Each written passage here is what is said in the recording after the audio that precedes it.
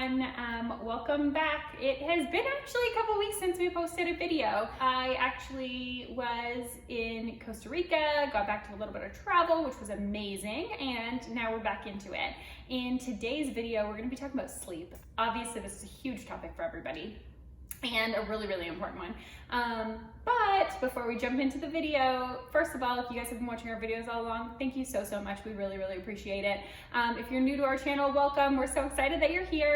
And if you guys can go hit the like button, drop a comment, share it with a friend, that would be amazing. We are working on getting our content out there to more people like you so we can just help them.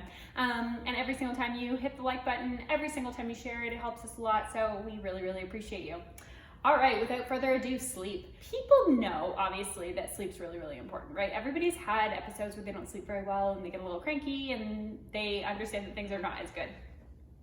There's some distinct hormonal considerations to think about when we think about not getting good sleep though. So first of all, we make, and I've mentioned this in other videos in the past, I'm gonna mention it again because it's really important, we make the majority of our testosterone during deep sleep. And so what that means is that as sleep declines, testosterone declines. And they've actually done research studies where they've sleep deprived men, which I totally put in quotation marks because it's barely.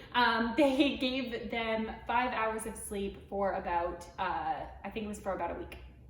And so, and what they noticed is that their daytime testosterone levels declined dramatically. That's how important this is, right? So in patients who are not making adequate testosterone levels, sleep is really important. The next thing that happens when we don't get good sleep is that TSH, or thyroid stimulating hormone, will rise, right? We've done previous videos on thyroid, but thyroid stimulating hormone is basically your thyroid hormone that comes from your brain and says to your thyroid, hey, we need you to make hormone. If it's rising, that means that your thyroid is not adequately responding the way that we would expect it to. The analogy that I use in my office is that is if you have like a kid and you're trying to get your kid to clean the room, right? If they don't do it the first time, you don't stop telling them. You just tell them a little bit louder or tell them again. And that's exactly what your brain does. So as TSH rises, that's actually an indicator that thyroid function is declining. The next thing that rises if we don't get good sleep is insulin levels. So insulin is the hormone that takes your blood sugar from your blood and puts it into your cells. And basically what this means is that in order for us to maintain our blood sugar levels, we secrete more insulin. Okay, cool. Why do we care? Well, we care because insulin, high levels of insulin are huge markers in metabolic dysfunction. And we know that with higher levels of insulin, abdominal fat tends to rise. Well, nobody wants that. And as abdominal fat rises, insulin tends to rise. So it kind of gets us on this vicious circle, and sleep is a big component in that. That leads me right into my next topic, which is blood sugar dysregulation. So if you don't sleep very well, blood sugar tends to be more dysregulated, right? So we have more issues keeping our blood sugar stable. And then blood pressure tends to rise. So all things associated with metabolic dysfunction, right? Sleep is a main component in that. And then finally, as if that wasn't enough reasons, but finally, one of the other things that happens is that satiation will decrease and hunger actually increases. So that kind of insatiable hunger where we just can't quite seem to eat enough to actually feel full, and that tends to rise if we don't get enough sleep. Okay, all things we don't want, right? So when we're thinking about sleep, I think the next thing to go through would be the phases of sleep. So when we think about the phases of sleep, there's first of all stage 1 of sleep. Stage 1 of sleep is where it's very light sleep. This is where you're easily aroused, you're just dozing off, right? Stage 2 is an intermediate stage of sleep. It is not yet your deep sleep. Then we get into stage 3 and stage 4. Stage 3 and stage 4 are your deeper stages of sleep, but they are non-REM. Okay, so then we have stage 3 and stage 4 deep sleep, and then REM sleep. And we cycle back and forth between those two stages of deeper sleep and REM sleep throughout the night in 90-minute cycles. So what's important is that the more time we spend in deep sleep, the better restorative sleep that we get. So hormone production, things like that goes up if we're sleeping properly. That leads me right to a topic that we're going to talk about later. I'm going to warn you, this video might be full of some unpopular opinions, but I think still very important. So that leads us to think about how do we track our sleep, right? So a lot of people think about sleep trackers. I'm going to mention this later in the video, but I do think sleep trackers are honestly fairly inaccurate. I'll talk about a way to use sleep trackers effectively. But when we think about sleep, we want to think about the amount of sleep that we're getting. We want to think about the episodes of wakefulness that we're getting and how rested we feel when we wake up, okay? those are all things that we want to consider, but we don't want to just like hang our hat on what our sleep tracker says. So moving right along, right? So we're thinking about, we went over why we need to sleep. We went over what the sleep stages look like. The next question is, what kind of signals or hormones, neurotransmitters, things like that do we think about when we think about sleep?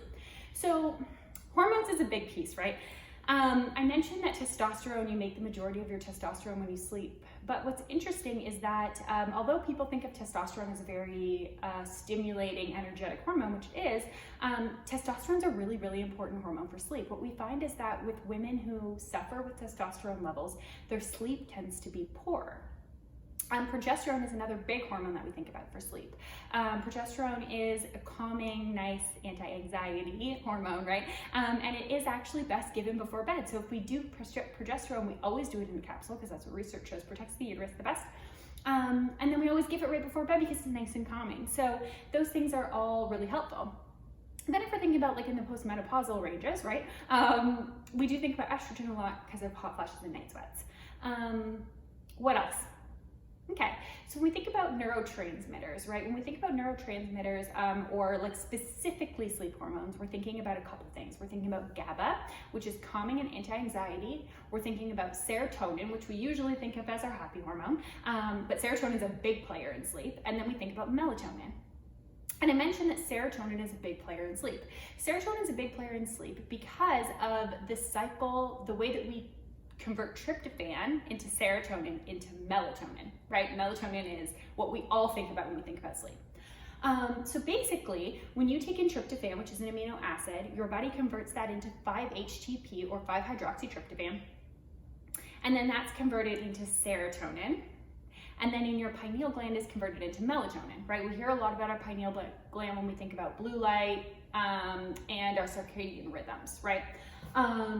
So that's why serotonin is such a huge player. When we think about sleep aids, which is what we're going into next, a lot of people want to go right for melatonin.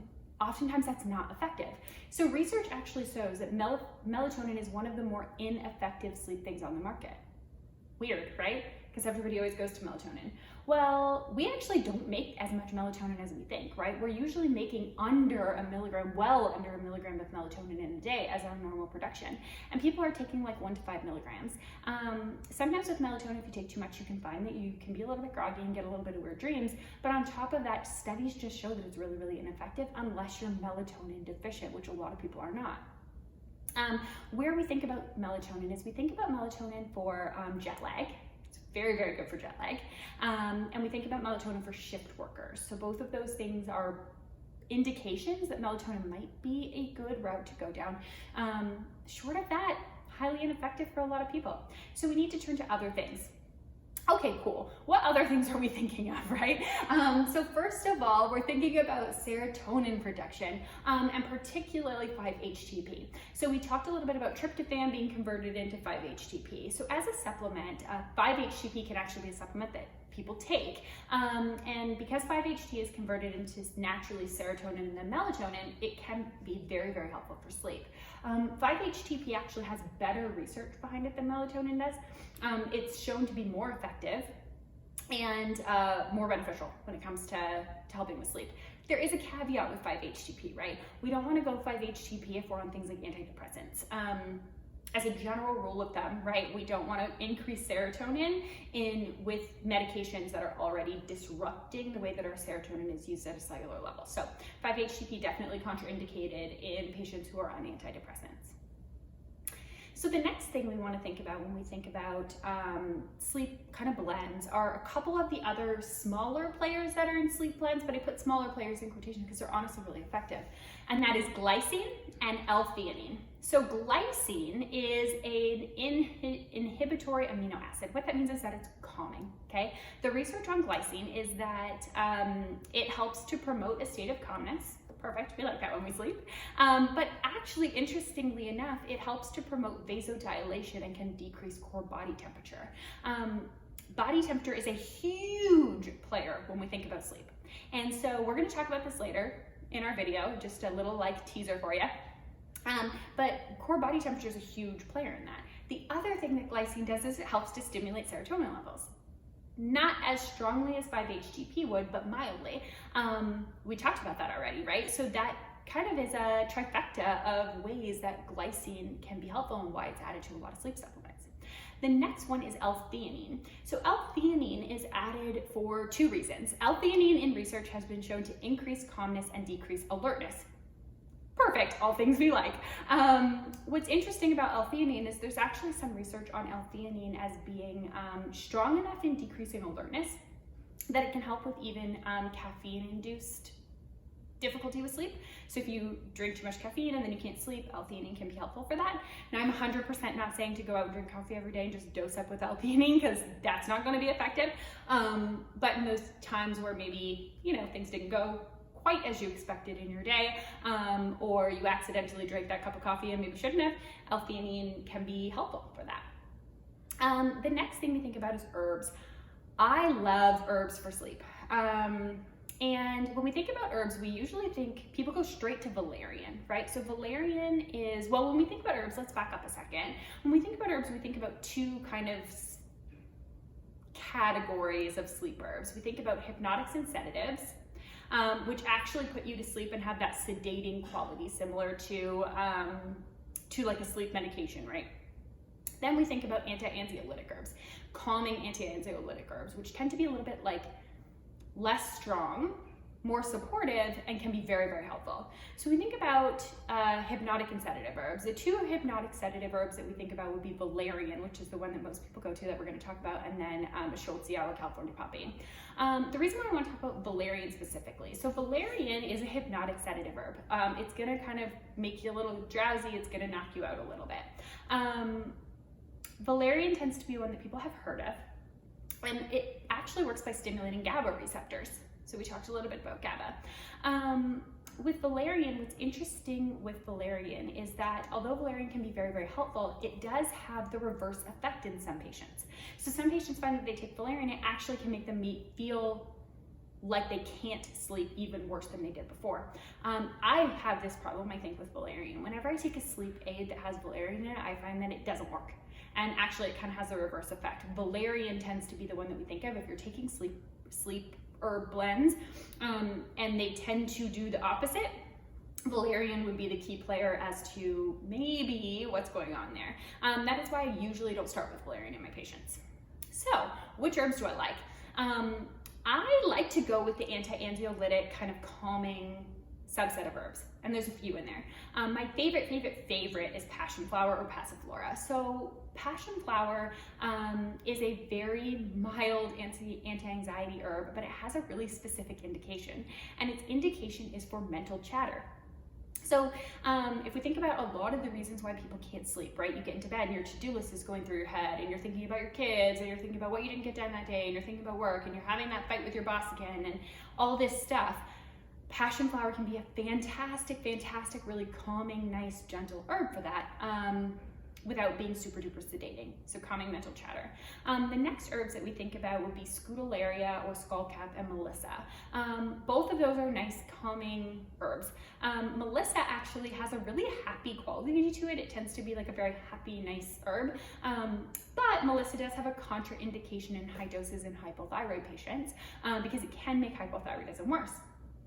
So this is why when we're thinking about herbal formulas, it is important to get guidance from somebody who knows what they're doing.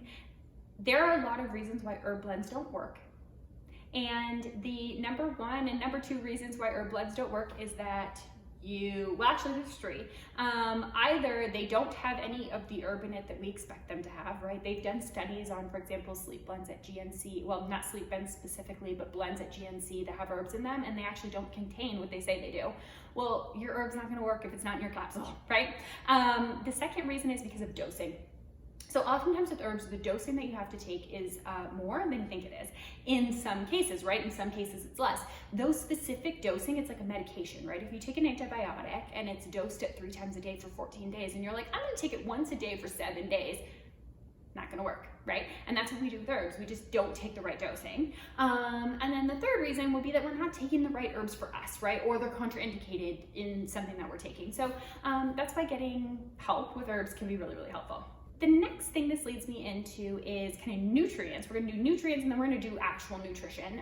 So when we're thinking about nutrients, right, for that conversion from tryptophan to 5-HTP to serotonin to melatonin that we talked about, that requires methylation, so it requires methyl donors.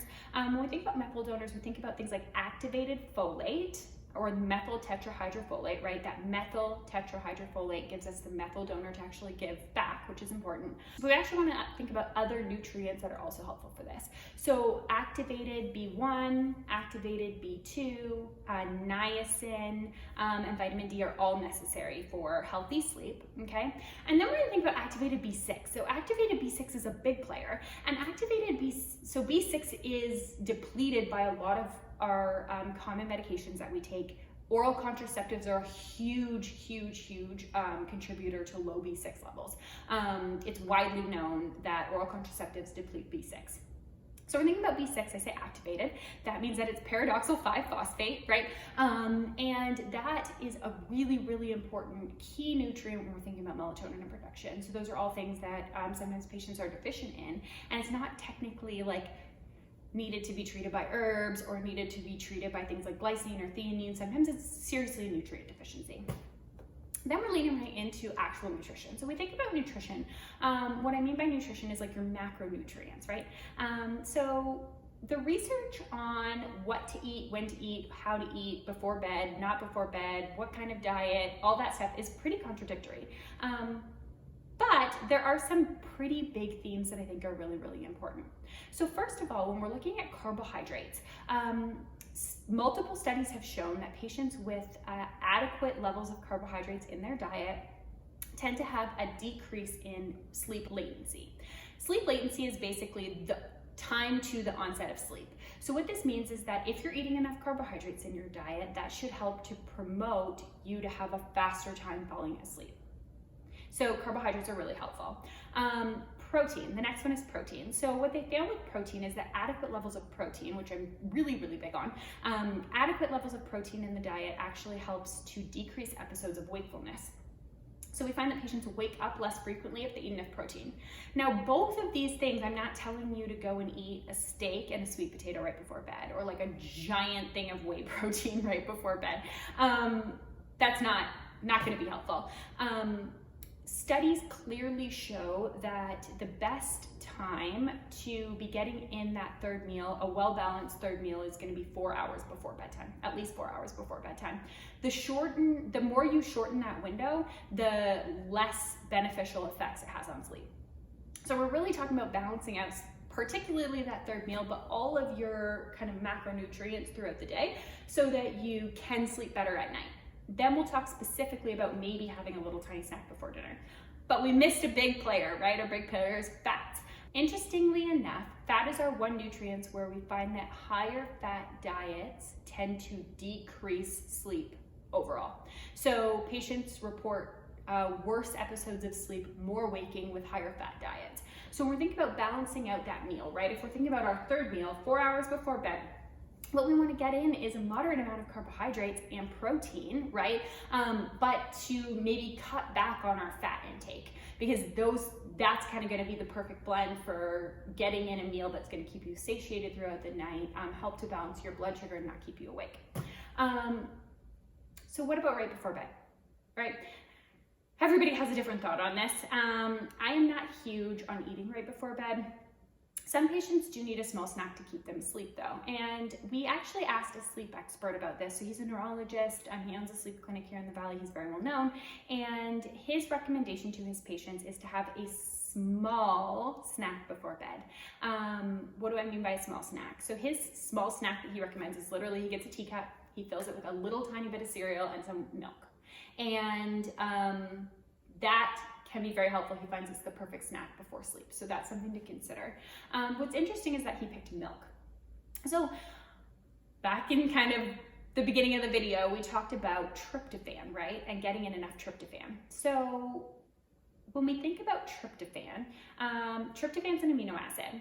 And what's important is that it uses the same receptor sites as all of your other large neutral amino acids, which basically means, right, if tryptophan isn't in a super high concentration in a food, then the rest of the amino acids are kind of competing to get into that cell.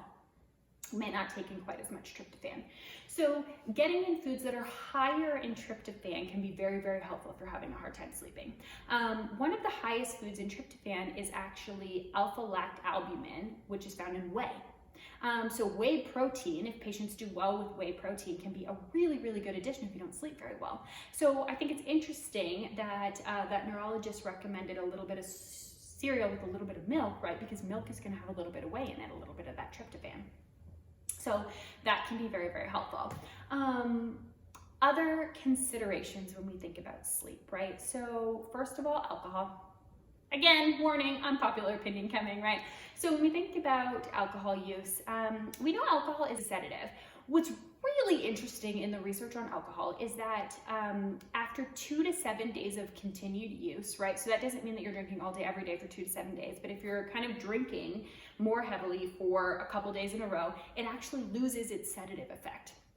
And what's the most interesting research on alcohol is actually with the happy hour drinking, right? So we find that with happy hour drinking, if you're drinking in that like 4 to 5 window, by the time you go to bed, the alcohol is completely out of your system. It no longer has its sedative effects, but its sleep effects are still present. And that shows us that the effect of alcohol on sleep is actually pretty long lasting, right?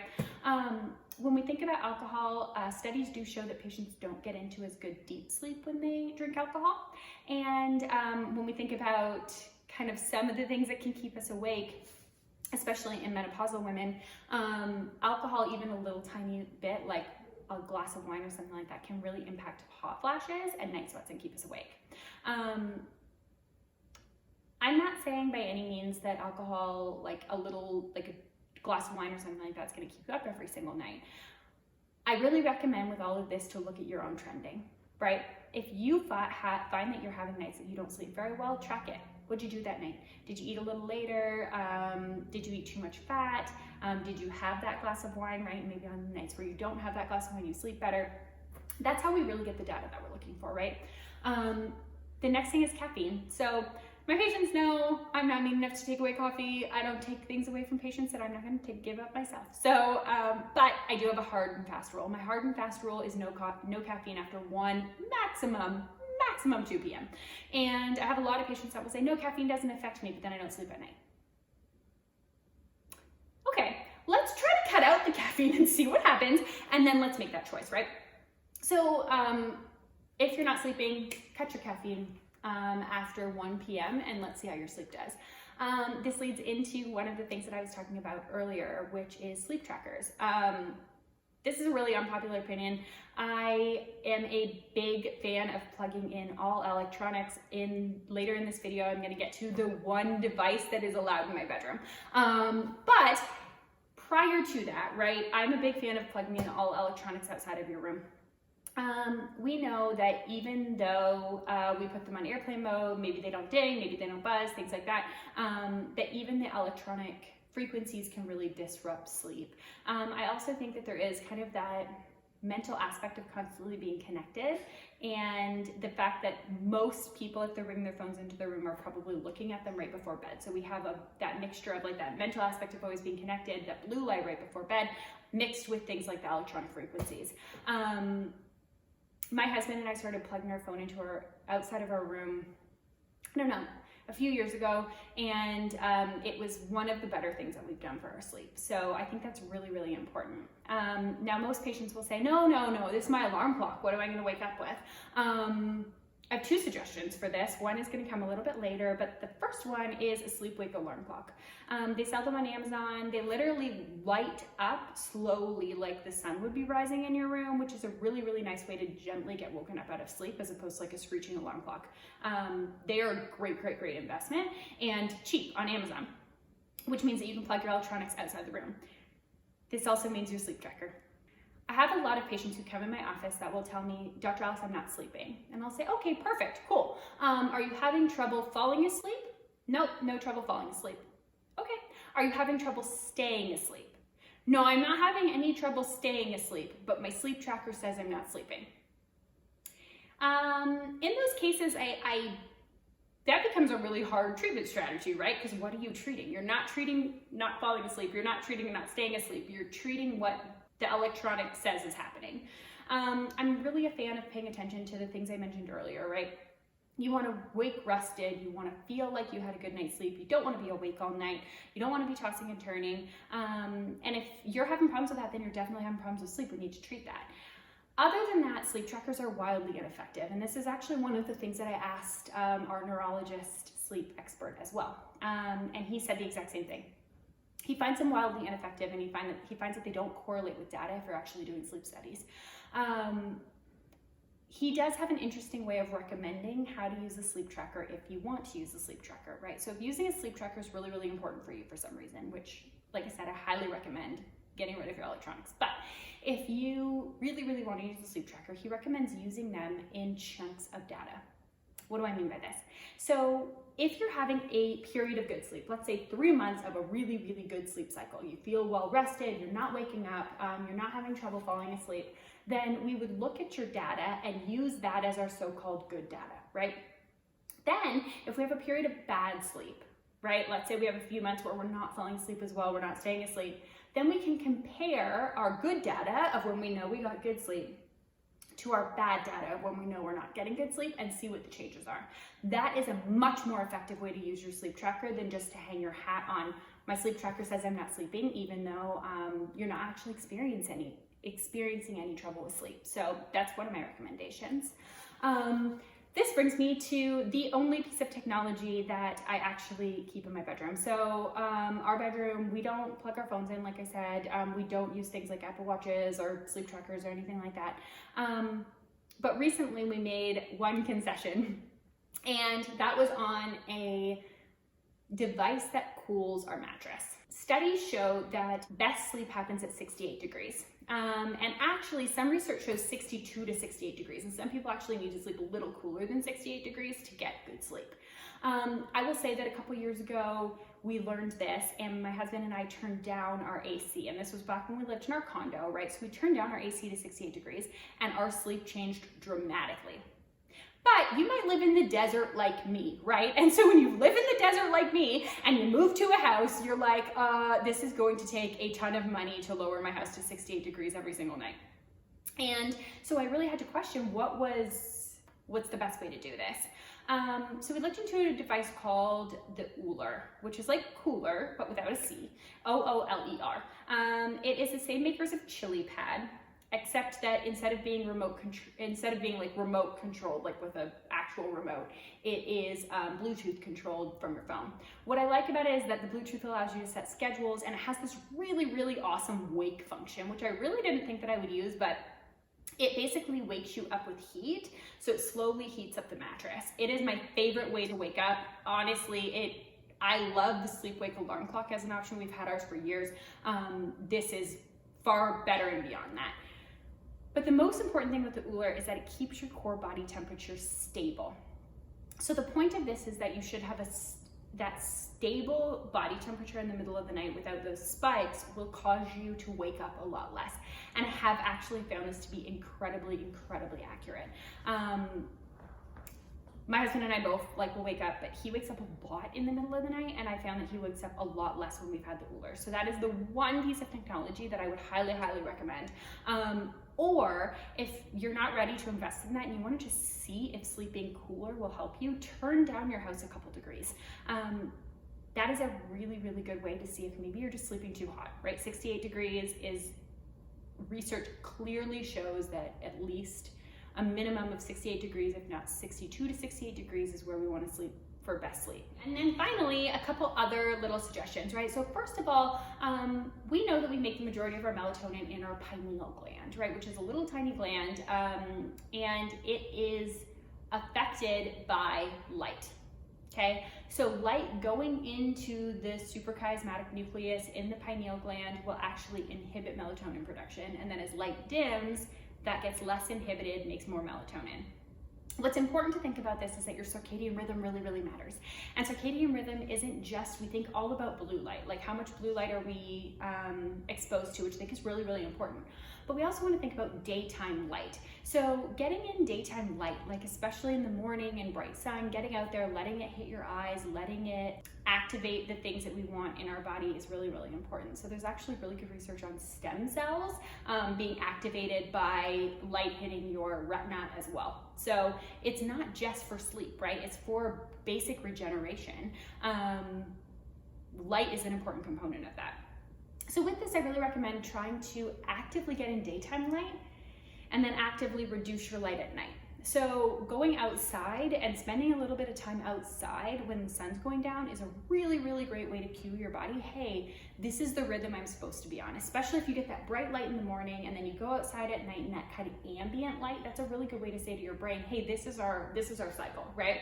And then reducing things like blue light at night is really, really important. So there are blue light blocking glasses, which can be helpful, but shutting down your laptops, getting off your phones, especially right before bed, right? That's why if you plug your phone into a different room, then you actually have to go read a physical book. That's a really great option, as ways to calm our brain down and signal that it's time to go to sleep, right? And then dimming the lights in your house. So those are all really helpful. And then finally, our last kind of clinical pearl tip that came from our friend, the neurologist who owns that sleep clinic. Him and his family have a really great rule. And their rule is that if it's after 7 p.m. and there's something that you can't solve that night, you're not allowed to bring it up. I think that's really, really important, right? What ends up happening is we bring up things late at night, or we start thinking about things late at night that keep us awake that we can't solve, right? You can't call your doctor's office after 7 p.m. You can't call your lawyer after 7 p.m. You can't fix that credit card bill probably after 7 p.m., right? There's very few things that you can actually fix and fully fix after 7 p.m. And their rule is if it's after 7 p.m., you got to put a pin in it. And I think that's a really, really, really strong sleep tip. So I would love to hear in the comments below which of these tips you kind of haven't heard of, haven't thought of, and maybe if there's anything that I missed that has really impacted your sleep so that everybody can get better sleep, have better hormone production, feel better, and honestly have a better metabolism. We'll see you next week for next week's video.